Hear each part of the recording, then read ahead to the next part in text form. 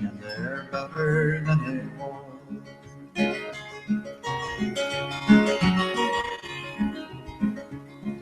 There are canyons, they are yawning in the night. They are rank and bitter anger, they are all devoid of light. They are fear and blind suspicion, they are apathy and pride.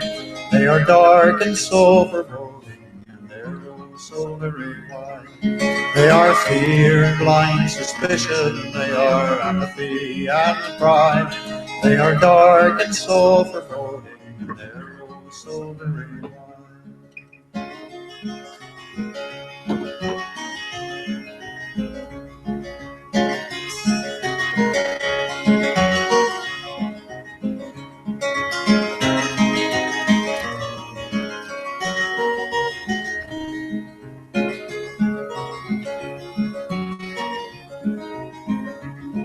Let us build a bridge of music, let us cross it with a song. Let us span another canyon, let us write another poem. Oh, and if someone should ask us where we're off and bound today, we will tell them building bridges and be off and on our way. Oh, and if someone should ask us where we're off and bound today, we will tell them building bridges and be off and on our way. We will tell them building bridges and be off. We will tell them building bridges and be off and on your way.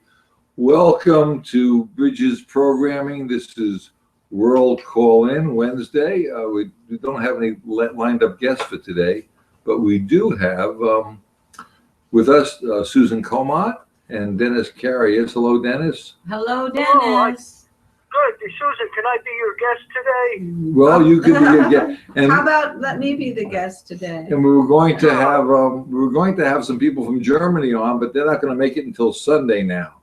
So that's the story. And Susan set up the program today, so we'll see what's going to happen. This is brought to you by the Human Renewable Energy Measurement, which stands for the way that all human beings have basic needs met all over the world. And if they get all their basic needs met, then we can probably stop some of the wars and stop killing people. And still the system works well because people who want to work harder have 23 more hours to work, and the 1 hour of labor they're doing, or time, or thinking, you have to define work any way you choose to, but they have the right to make as much as they want to make because they're not hurting anybody because all basic needs are met. That's the point of the Human Renewable Energy Measure. We have a nonprofit called Renew the Earth, and that, if you look on the screen, you'll notice the bow of a boat that we're building for bird watching. Actually, you can even see some of the solar panels. And you can see some of the solar panels. If you look carefully, they're flexible ones, so they're on the roof. They follow the curve of the roof. And so that I'll bring that up now, and then Susan's going to read the format for today, and we'll see what happens. So now, if you notice, you'll see. Oh, yeah, it's just the underside. You see the underside, but that's the solar. That's where the solar panels are on the roof, and they follow the curve of that. And the entire boat it'll be set up for Renew the Earth and bird watching, and talk about renewable energy, and talk about nature and humanity. That's the whole point of what we're trying to get done. So. And you didn't talk about, actually, very interesting, just a couple of days ago, we had a friend here who was doing like a physical assessment of the boat to see how efficient it was. And we took it on a test run, and very pleased by the outcome. The interesting part about the boat, though, was built about 25 years ago. And for solar energy. Now, the panels weren't that efficient. He still builds motors. He's now 87 years old. Unfortunately, he took a stroke. And the inventor of the boat. The inventor, the designer of the engine and the boat. Right. And his name is Morton Ray, and it's from Ray Electric. So we're not quite sure whether we're going to be using. They're still in production of Ray Electric motors right. Or outboards, as they call it. And we may be buying the molds and building these boats to show off renewable energy. That's the point of what we're doing. But it's going to be a free bird watching tour boat, and that's what we're about to do. So But that, even doing this test run the other day, it drew attention. People knew that this was a boat that was different, and at least two people came up to ask questions about it. And then when we came back to the dock after the test, another individual turned up. Can you do that for my boat? So it's interesting how quickly it becomes a center of interest, because there's lots and lots of boaters in this area. but where the we are. interesting part about it, who are mostly the first fishermen. question he asked was, how much does it cost? And the interesting part about that is that's what everybody says. But the point is, why should it cost anything? Why not have the best technology for every human being in the world? And you just print up the money you need just to do the technology. Then you destroy the money when it hits the bank, so you're not making money on money. And you have the technology there in front of you, in your hands, so you're benefiting humanity. That's the point of it. Dennis, did I make that clear, or did I just gloss over that? Oh, no, Jeff, that was very clear, because we've printed so much money in the last 10 years. Now, I don't mean millions or billions, but trillions of dollars that we've printed. And I can't think of a better way to print money is to put solar panels on all those roofs out there. And after you put those solar panels out there, they'll start paying back the money that we're printing. So it would be the best thing in the world to print money for would be those solar panels. Well, we have somebody here with us who's visiting. Maybe we can get her over here to talk a little bit. You want to come over here and introduce yourself? Good. I'm going to change the camera angle back to outside now for a minute, and then we'll just, so she can get a flavor of what we're trying to get done here. But Yeah, we have another a thing seat. that we didn't say when we're talking about a boat that runs on solar electric is that you're eliminating the fossil fuel that everyone is using in their engines and the polluting aspects of that. So by introducing and encouraging people to use solar powered boats for their fishing excursions, for their entertainment trips, the little short trips, up and down rivers or into lakes and things like that. This is not only a way of being more efficient about energy, but also a way of not impacting our waterways with pollution. And everyone has learned at this point how important it is that the water, the rivers, the lakes, the oceans, all of our wonderful water on this planet is not contaminated, because that's where everything is growing and trying to grow. The fish and the birds come, for the environments around water areas.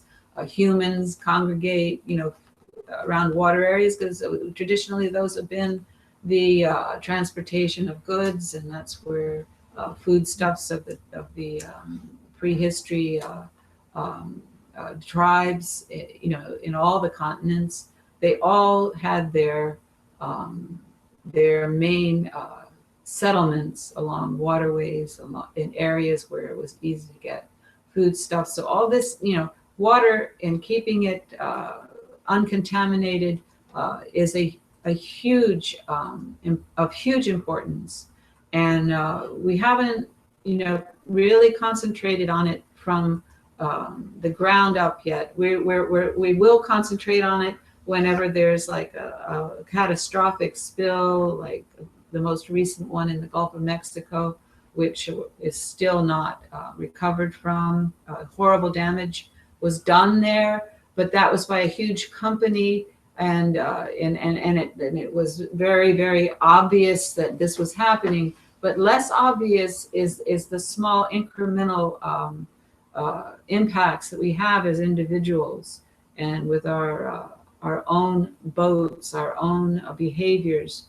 And this can have a cumulative impact in a positive way if we can switch to a solar powered A renewable energy power. Or renewable energy power. And the reason for this is because first of all, these are called engines. These are called motors when they're solar powered, not engines, which is an interesting distinction there. the difference is that if you're using gifts of nature, solar, all of us are part of the sun. We're all renewable energy. The sun gives us X amount of energy units a day, every human being. We all use about 1 million energy units of food, 1 million energy units of water. This is a year. And we all use a certain amount of energy units depending upon where you live. That means that we have our education, which is open to everyone, because that's built on people's years and years of people's backs. They've been built, my father taught me. From each we other. all learn from one another. So nothing should really be patented, because you're learning from thousands of other years of other people's knowledge. You should be able to, if you're working harder, you're going to make more. So the object of this is to say, by the way, this is Wanda, and she's visiting us from New York. From New York, and we're down here in Florida, maybe 1,500 miles away. Dennis, are you online, able to see us yet, or not? Oh, I'm sorry, I'm not. Hopefully later on the show I will be, but I just want to ask you and Susan, have you ever taken a boat all the way from New York down to where you are? We certainly have, many, many times. I want to bring out a point here that every human being in the world has to have, or they will die, a certain amount of food a year and a day, and a certain amount of water a day. They have to have shelter. These are things that are needs, they're not wants. And because of technology, because of education over the years, every human being in the world, according to people who study this, and I have to believe them because they spent their lifetime studying it, 1 hour a day for every 7 billion people on the planet would give them their basic needs met. However, human beings are different. They have different wants, but they have now the opportunity to have the wants met. So let me get to the point where people like to talk about. It's communism, and people yell at me. Or you're a Marxist, or it's socialism, or it's actually, the part about communism is we have to share equally as much as we possibly can on knowledge, our world knowledge. That's education. Then we have to come to a social agreement that all humanity cannot be killed or murdered or starved to death and made to work like slaves. In the name of economics. In the name of economics. And that's a social agreement. So we have the communist agreement that we share all our knowledge. Then we have the social agreement that we agree that all humanity has to have their basic needs met for a minimal amount of time of their life, their 80 years of life. And then we have the capitalistic thing, that if you work harder, you're going to make more. And you've got now 23 more hours a day to choose what you want to do. You may want to sleep 6 or 10 or 12 hours of those days, and then work for, chopping wood or building boats or playing music or gardening or whatever you want to do. You've got that choice, and you can either try to make extra money if you want to make money, or you can just enjoy life and help other people, or take care of grandchildren, or parents, or dogs, or cats, or whatever you choose to do. That's your choice. So anyway, we normally we had a little technical glitch today, so we didn't turn our phones off. Anyway, so that's the way we explained it. Now I'm going to put Wanda on the spot and ask her if I explained it properly. What do you think about that explanation of the HRAM? It's very understandable. Go ahead. And it would be difficult for most people not to agree with that. Okay, the question then is, we talk to a lot of professors and people who are well-educated people, and they can't get it. And one of the professors said to us, the reason why these other people can't get it is because they don't want to get it. The problem we're running into is that most people think that human beings are really smart, and I think they're pretty damn stupid, because we're still killing one another for no reason. So I'm saying that they are intellectually paralyzed, because their intellect won't allow them to open their minds up. Like, there's measurements forever. We had the measurement of gravity. Now, gravity's been here forever, but only 400 years ago we decided to name it and measure it. We still don't understand it, but we now can measure it. We thought the world was round until 400 years ago. So I think that, Which is interesting. Can I interrupt at Sure. this point?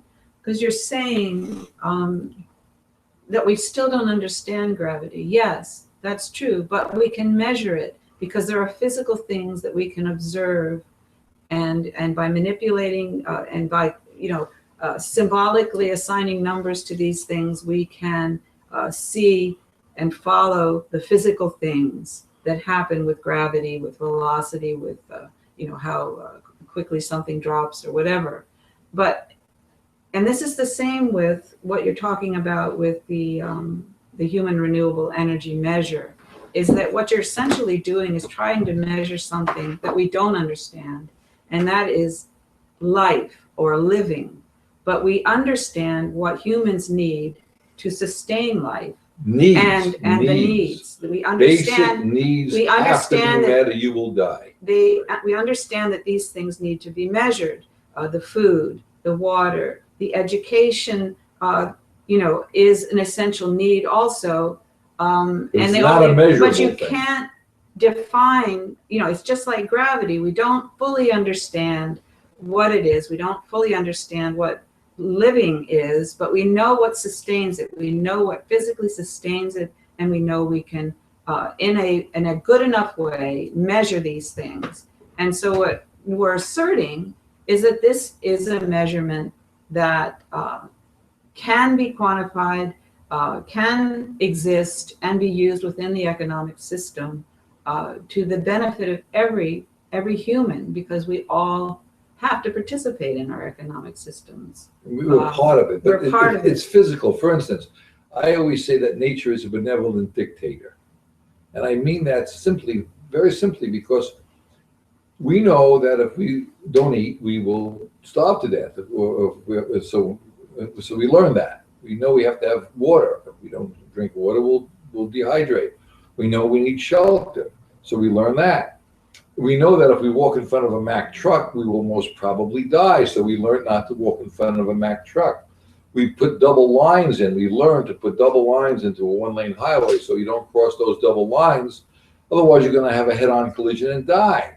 So these are things we learn. And we, as a species, as a human species, we learn. But nature says to you, if you defy the physical laws of nature, of mind, nature, natural law, you will die. So nature is a benevolent dictator, and she or he has given you the ability to think it through and use your brain. So you're saying there are, just as there are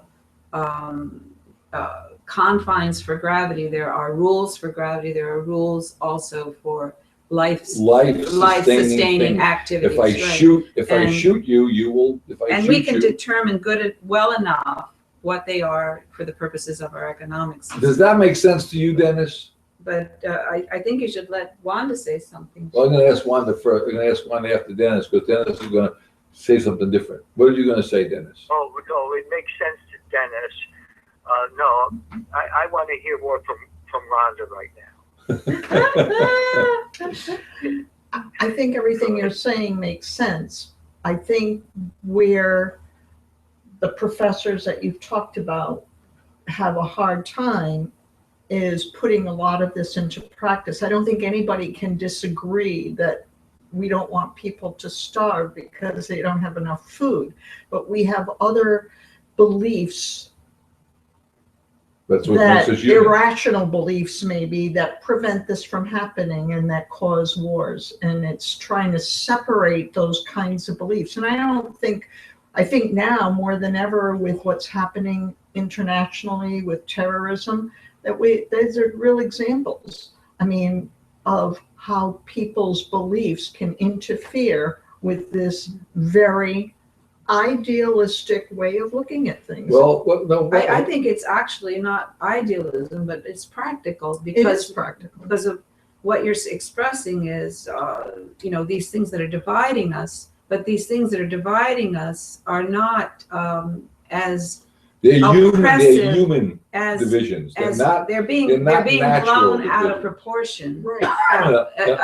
They're being blown out of proportion, and I say that because we have much more in common than we have that divides us. But the things that supposedly should divide us or we are being made to believe should divide us are being emphasized, by our media, by just the attitudes that are at the very highest levels, or that's in quotes, of our governing bodies. They are emphasizing the things that divide us, and this is the way that has traditionally been used to throughout the centuries to accomplish the ruling of the many by the few. And what we're being deprived of is our lives in this process, our individual lives, and the potential of our each individual's capacity. And I actually wanted to go to what our program I just want to address the terrorism thing. And Dennis has this whole thing about terrorism. Right. Well, I think that's dividing us terribly right now. I want to. And it's something that is not as real as we would be made to. Okay, believe. let me bring out what's going on about terrorism, where I can show someone. Let's reverse the tables. Supposing we had stuff here, we had property, we had valuable things in our land, like gold, silver, platinum, stuff for batteries. And our companies and other companies from a different country, like China, wanted to take our natural resources. And we use different excuses. So well, there's a dictator there we have to get rid of. So he's a communist, or he's a whatever, socialist or whatever. And we're gonna to get them out of the power, we're gonna drop some drones on them. Well, all of a sudden some drones come over here and they shoot a two-story building that maybe is in the middle of where we live, maybe in Florida or New York, and a piece of plate glass comes down, cuts our granddaughters in half. Well, we're gonna say, you did that because you wanted our natural resources. And you're gonna call those people infidels and terrible people, and they're vicious, and we have to kill them. So we then retaliate, and we have no power, so we use terrorist tactics to do that. Well, that's exactly what we're doing. That's exactly what we're doing there. And that's why they're calling us infidels, and we call them terrorists. Now, the economic system is controlling all of this. It's not you and I who are terrorists or infidels. It's the economic system that has to make money for the sake of making money, not to help humanity. And that's the problem we're running into. And if we could just put the basic measurement into an agreement that all humanity has to have their basic needs met, and everyone's not going to be in competition because of legal razzle-dazzle, we can then work in cooperation with one another. Of course, you're going to have people who are going to work harder, and they should have more. Just that's what makes a true capitalistic system work. But that doesn't improve your quality of life. It's just another activity that humans do. What we're trying to do, is to first satisfy what really does basic make needs quality met of and life, physical right? needs. That's the whole point. Through our economic system. That's what it's for. It's supposed to be economical. It's supposed to economical, not wasteful. Right. Okay, well that's the point. So did I make that clear? You do. Okay. Now, Susan gets. Well, I guess we're going to try to get back to the program. Just to draw out where we've been in the past, we've been slowly working our way through Buckminster Fuller's critical path, and so we've been paralleling with our path, his path, and where we think we can add something, we add something. But it's been very, and thank you very much, Buckminster Fuller. Bucky, thank you, Bucky. It's been unfortunately we never met him. He died in 1980 something, early 80s. But I feel like in reading his work, I definitely feel like I'm meeting him and have met him. But in this part of the book where I was reading last night, he actually in full put a poem from Rudyard Kipling, and I went and got it in its entirety off the internet, and I wanted to read it. And this is like a vision that is a future type of vision. And this was written in 1892 by Rudyard Kipling, and he was an author and a poet, it turns out. And I didn't realize he was a poet. But it's a very hopeful. It has some religious overtones, so you can substitute, your own belief systems for where you sense those religious overtones. But I think the basic message, and he rewrote this many times, and sometimes he wrote with a little different slant to it, but this is the version that he decided he liked best. And it speaks to what I think that we're trying to look forward to with the HREM, with the Human Renewable Energy Measure, that if economics does finally serve human needs and that is its goal, and not profit as its goal, which is what it is now. If it does finally do that, it will reduce our work loads. It won't be, that your life is dedicated to selling your time. Your lifetime. Your lifetime. And you can understand what I mean by that. But I will read the poem, and that was the title for our program, and no one will work for money, is the quote that I took from the poem. But here it is in its entirety by Rudyard Kipling. When Earth's last picture is painted, when Earth's last picture is painted, the tubes are twisted and dried, when the oldest colors have faded, and the youngest critic has died, we shall rest, and faith we shall need it, lie down for an eon or two, till the master of all good workmen shall put us to work anew. And those that were good shall be happy, they'll sit in a golden chair, they'll splash at a 10-league canvas with brushes of comet's hair. They'll find real saints to draw from, Magdalene, Peter, and Paul. They'll work for an age at a sitting and never be tired at all. And only the master shall praise us, and only the master shall blame, and no one will work for money. No one will work for fame, but each for the joy of the working, and each in his separate star will draw the thing as he sees it, for the God of things as they are. Amazing. That's a nice piece of work. And that was written in 1892. And that's how, this vision of an inclusive, humane, economic agreement socially goes back and back and back and back. It's been there forever in our minds, in our common minds. And here's the problem.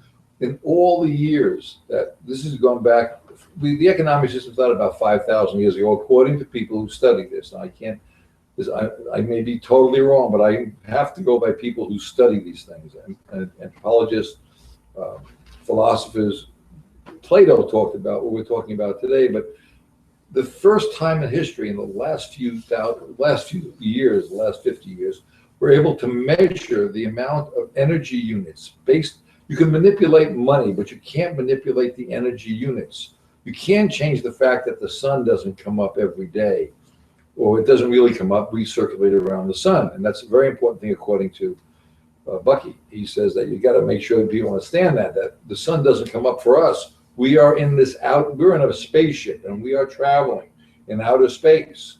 And it appears that the sun comes up every day, but you can't change that. You can't change the fact that Earth, right? Because he calls it the spaceship Earth, Right. the manual for spaceship Earth. And then he says that we get all of our power, all of our energy from our energy source, which is the sun. And the moon gives us our gravitational pull. So we have other spaceships out there that are helping us stay alive. And we, as a species, are on this spaceship. Now, I look at it a little differently. I look at it that we're on this big, big house We're on a 200-room mansion in the sky.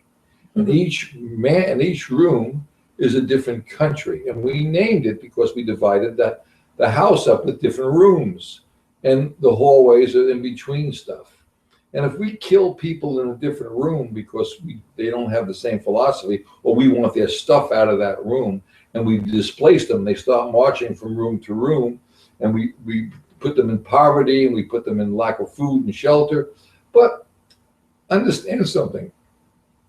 If you go to a poverty-stricken nation, and I'm going to bring Cuba into this. Now, there's a problem with Cuba, of course, because you have dictatorship. If I talk badly against the dictator, I may get killed.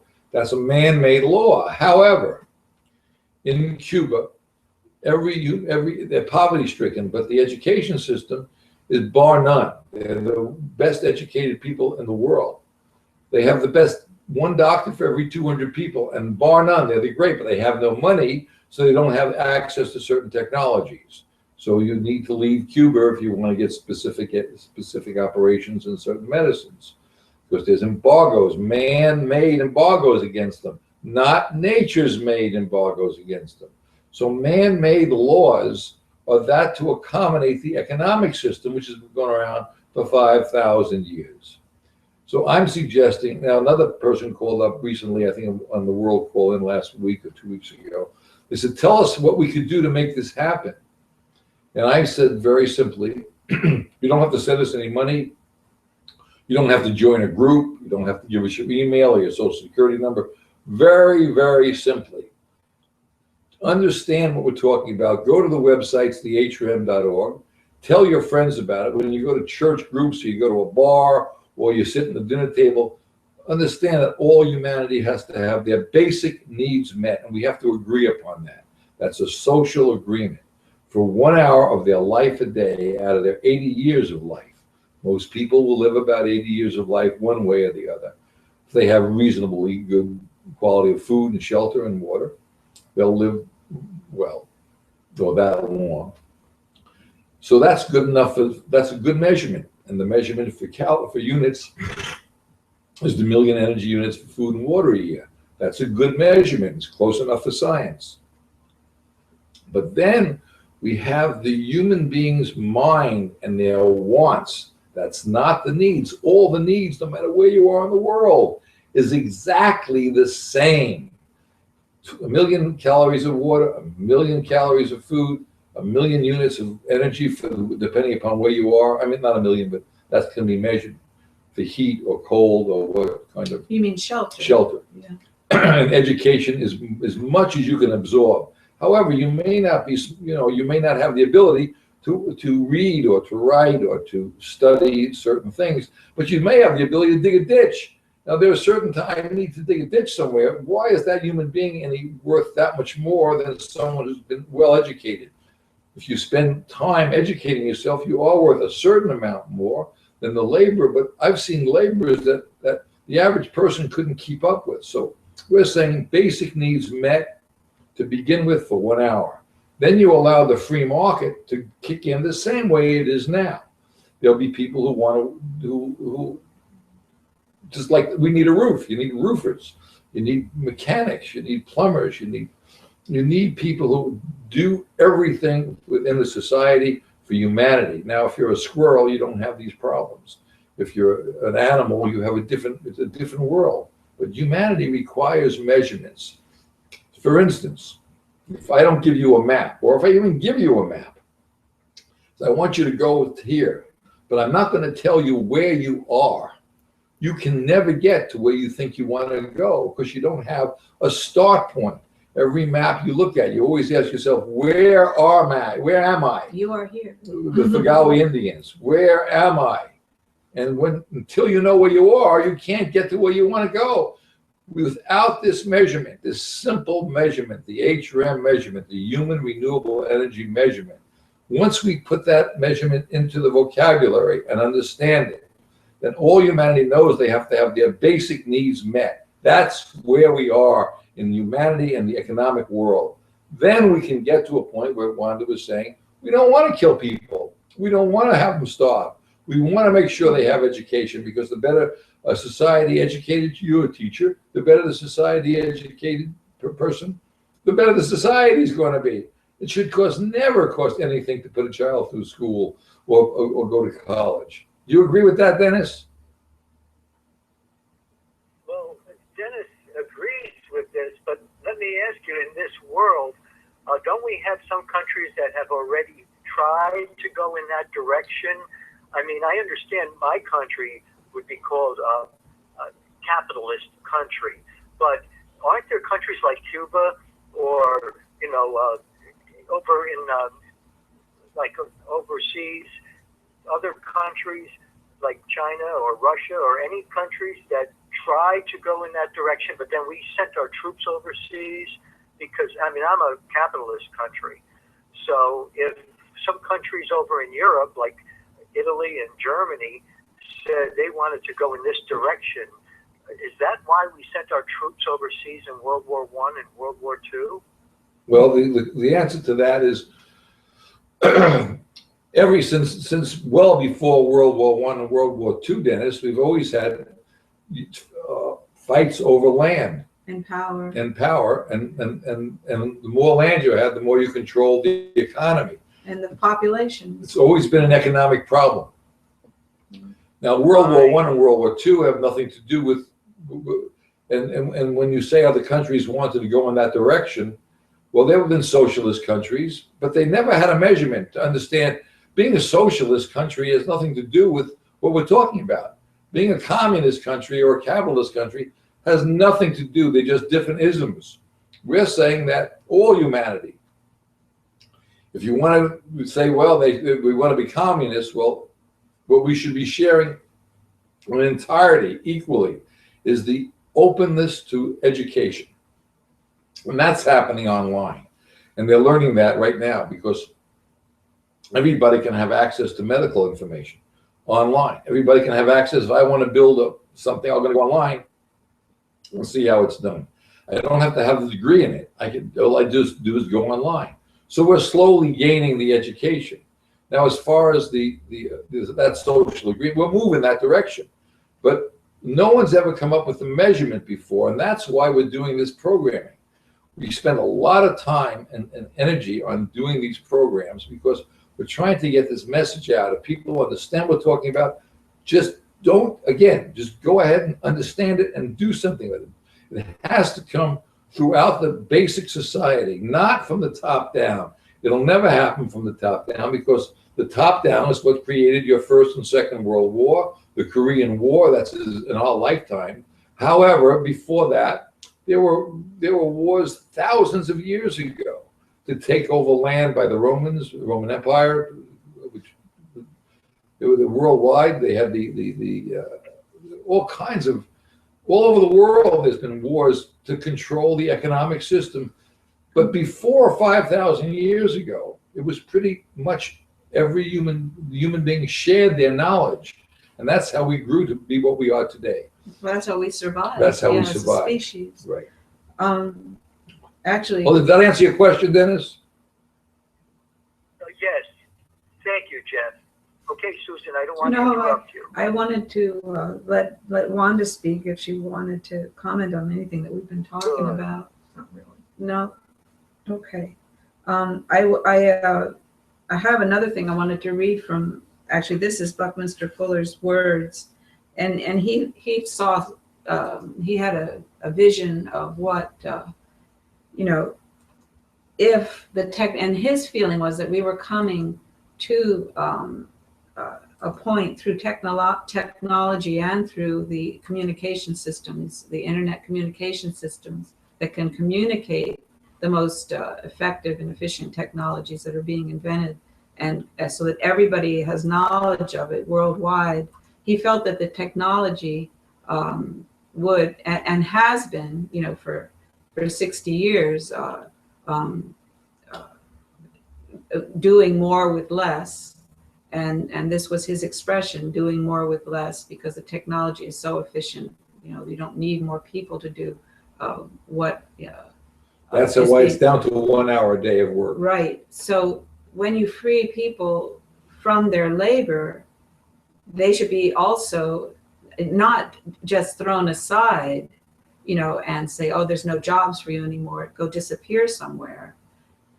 There should be an agreement, and that's why we have the economic stresses worldwide, is because as technology is eliminating jobs and creating extra value for the economic system, that extra value is being siphoned off by just a very few individuals and corporations, and not being spread amongst everyone and every human person alive at this moment is a functionary in how we are able to sustain life at this moment, and everything should be distributed with that in mind. But the knowledge distributed, The knowledge distributed, education, food, and Right. shelter and within 1 hour of your life work right. for your needs. Everybody not- should be By the way, benefiting, you not can- just a few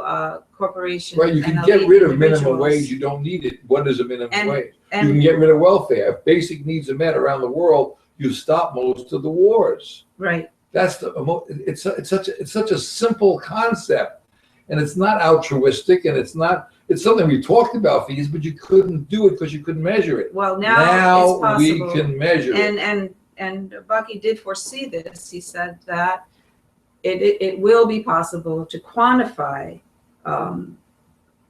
with the way that the internet has evolved at this point. He's definitely was right on about that.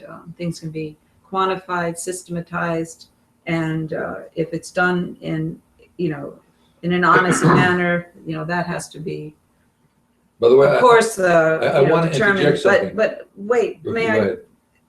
I want to get to the quote from him, and he says that the greatest problem in the future, quote, the greatest problems for humanity to solve in the future will be how to accommodate the initiatives of millions of humans who, freed from muscle and nerve reflexing jobs, find their inventory of past experiences and their minds, integrating synergetically to envision ever greater advantages to be realized for humanity.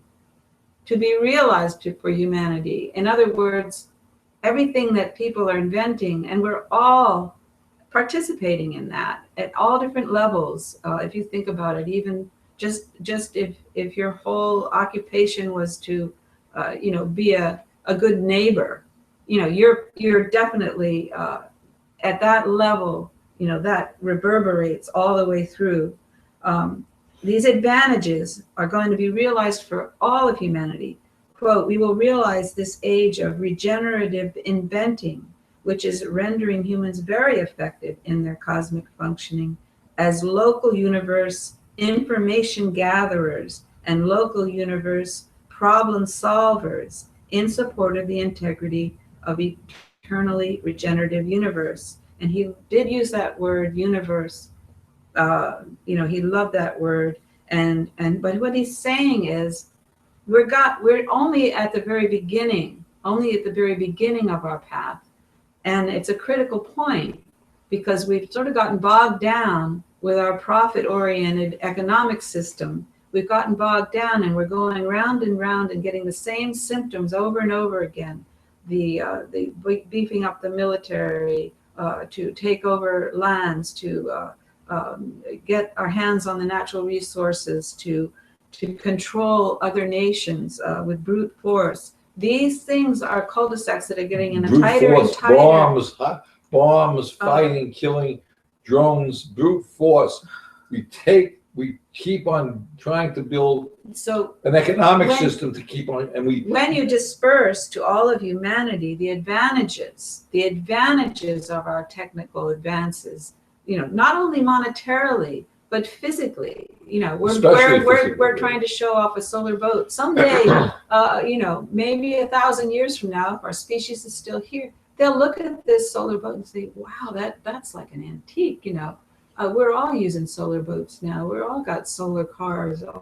Wow. They'll probably put it in their yard and make, some, just the way that we treat antiques now, and we think, wow, wasn't that kind of neat the way they used to try to make horseshoes with with the billows and the what, and people collect these things. This is what this boat is going to be, an artifact of that type, way in the future, hopefully not too far in the future. I mean, I hope that exponentially that humans will start to leap in the way that Buckminster Fuller tries to express in this paragraph that I just read, because the more time that we have that is unstressed, absorbed by free selling time. Yes. Free Humans, time is the most their valuable minds. thing. Right. You have time to see grandchildren. You have time to learn if you're younger. You have time to use your imagination. Right, exactly. You have time to learn about surf fishing or surf sailing or flying an airplane or jumping out of an airplane. Well, no, even you love. I mean, life is full of adventures. But you need I asked my kids, come visit. Well, I'm too busy, Dad. I'm too busy making a living. Making well, money, that's how many people don't even bother calling anymore. They're too busy trying to make a living, and they have to take their kids here or kids there. I mean, and they text you. They don't even have time to call in most cases, especially vacation time in the United States. Horrendous. But why not just have an hour a day to get your basic needs met? And then you choose how much you want to work. And there's enough technology. Or you choose how you want to spend your lifetime, your time of your life. And Buckminster Fuller saw that if people are freed in this manner, that humanity will be leaping forward and bounding steps to advantage all of humanity. And by advantaging all of humanity with these new concepts, these new inventions, we are then also have time to look around and not be using up our natural resources and destroying habitats, but preserving them for other life forms, because we know scientifically that these are essential for our survival. All the biomes on this planet are essential to each other. They're always evolving in relation to each other. And enhancing and of course destroying. These things are always happening, but as a human species right now, we are doing a lot more of the impacting than any other species, and our decision making at this point is not enhancing the life of other species on this planet. Is making it more difficult and extinguishing some of them. It's killing people and species around the world, because when we test a missile or we test a bomb, we go out to the ocean, our governments and other governments, and they shoot off a bomb in the middle of the water, and they kill thousands and thousands of species. They devastate the coral growth, which is terribly important for mankind. And if we what Bucky says, if we damage our life support systems, which is our air and our soil and our water and other life forms, we're going to we won't be here. And it's not, and maybe it won't be the worst thing in the world, but I'm just suggesting that things will reset and start all over again. We have a given brain to think this thing through. I want to bring out that Susan is reading from Bucky's book called Critical Path. Right. And we're at a critical path in the last 100 years. Right. And we need to understand that we need to get to this next measure. And once we get to this measurement, we understand it as a social commitment. We allow the free market to work, but not the way it's working now. And that's what the Pope is saying. We have to change the way we're doing business. And that's a big deal, but the media is not picking up on that, because the media is controlled by the economic system. That's how it works. Now, I want to bring out something else, because we're running out of years here. And there's a fellow who worked on something called the Venus Project, and it's called the resource-based economy. He's been working on this for about 75 years. He will be turning 100 years of age, and you're having a birthday party for him in Fort Lauderdale. No, Fort Myers. Fort Myers in March. His name is Jacques Frisco. And Roxanne Meadows is his partner in this, and she's quite a bit younger. and they've been working on this resource-based economy, which is worldwide now for years, and it's a moneyless economy. It's based on resources, and there's no one working for money. They just work when they want to work, and they get something done. But everything is done fully, really economical. So when you build, your car breaks, your car goes obsolete, you put it back in the library. People who feel like working on it that day, they rebuild the car to the best technology, and then you take out, if you want a boat, you go to the library, take out a boat. You want a house, you take out the house. It's a great concept, but the HRM is the way we need to get to that with that measurement. The transition. But his birthday is coming up. He'll be 100 years old. He still holds forth for every third Saturday of the month. He does a tour. People from all over the world visit A him. lecture. Right. A lecture. Right. And it's really great. So I just wanted to bring that out. So, but the book we're studying and reading from is Bucky's book, and it's amazing. We thought about the measurement before we ever heard of Buckminster Fuller. And Bucky uses a measurement called kilowatt hours. There's other people throughout the world who's been coming up with energy measurements. Like Nikola Tesla. Nikola Tesla has a measurement, but media doesn't touch it. And all of our politicians are saying we have to change the way we're doing business. And everyone's dancing around it. They're talking about the inadequacy. There's a program on last Sunday, I think it was on NPR, that talked, they're going to have a 4-part program about the inadequacies of the inequality of the economic system. Right. Well, it's sure we know it's not equal, but how do you want to equalize it if you don't know where you are and how to make it happen? Human beings require measurements. You can't get to somewhere if you don't know where you are, and the measurement allows us to get there. Dennis, does that make sense to you? Dennis? I think Dennis is having his breakfast. Yes. Were you able to get online? Did I have a what? Did you ever get online? No, I'm sorry. No. Okay, well, you'll have to watch the program in about a half an hour. You'll see it again. It'll be broadcast all over the world. So it's being broadcast now, but you're not there. And I don't know how to tell people to call in. So until I learn how to do that, that's the story. Okay, now, Dennis, you want to add anything? We have a few minutes left. Well, I would add something, but I don't want to be unrelated. Did you or Susan hear last night the President of the United States? Oh yeah, tell us what you heard. What did you hear? We don't get analog TV here. We don't get. Okay, no, and I was very impressed. I even went on where they let people who were tuning in. You can just click on whether you agree or if you very much agree. And this was his last State of the Union address. He won't be president next year. And there was very good feedback for people who say, yeah. And I also agreed with 99% of what he was talking about. What did he say? So what stood out for you? What stood out for you? Well, that we need to, for example, reform the way that campaigns are financed. Have you heard of campaign finance reform? Well, how are you going to reform campaign finance? How can you do that if the people who are running the reforming are being controlled by the economic system?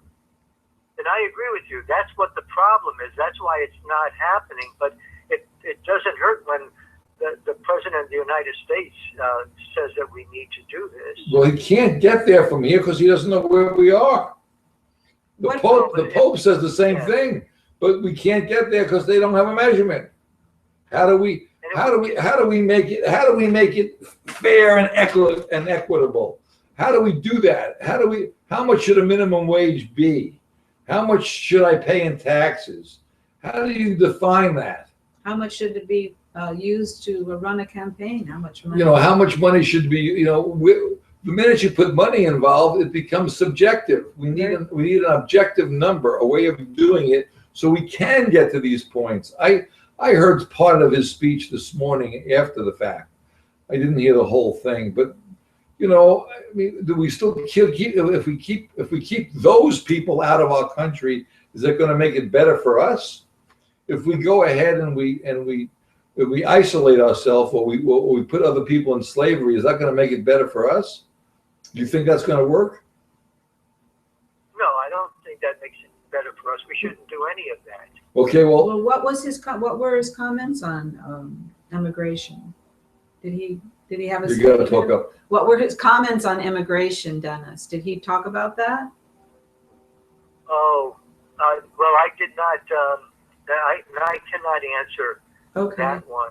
Yeah. And What other right. what other points did he bring up that struck you?